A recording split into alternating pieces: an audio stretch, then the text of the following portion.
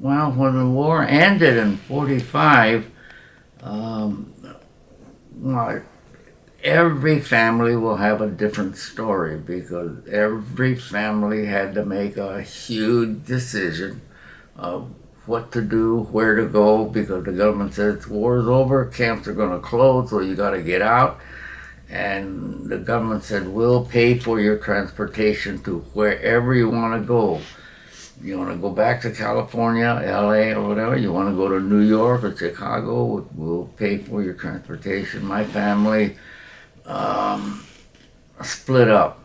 My father left camp by himself to go find work somewhere to make some money for the family.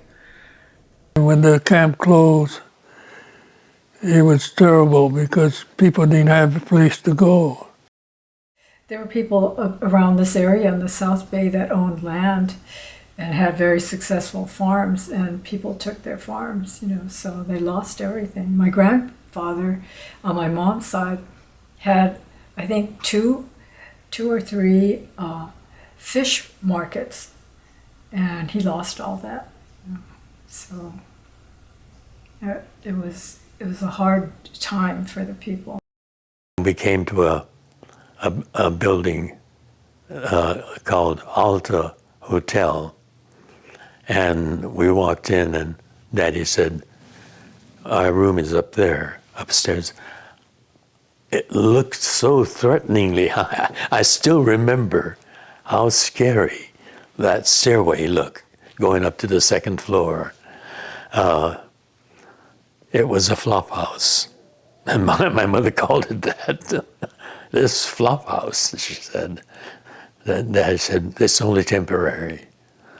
But that was our freedom, coming home. I had never experienced that. And in fact, Henry and I both agreed the worst part of camp was coming home. That was really scary. Yeah, we were in riots at Tule Lake, and people screaming and yelling, and women saying, please, please, don't take him, please. But Skid Row was a whole different kind of experience.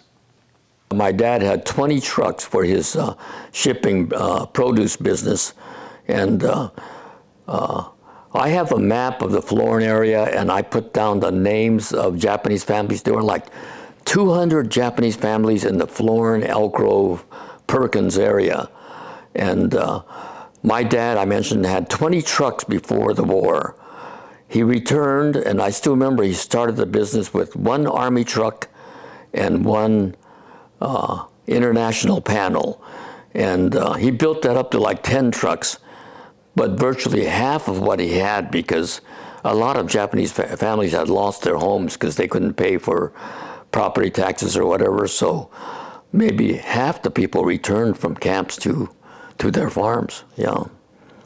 So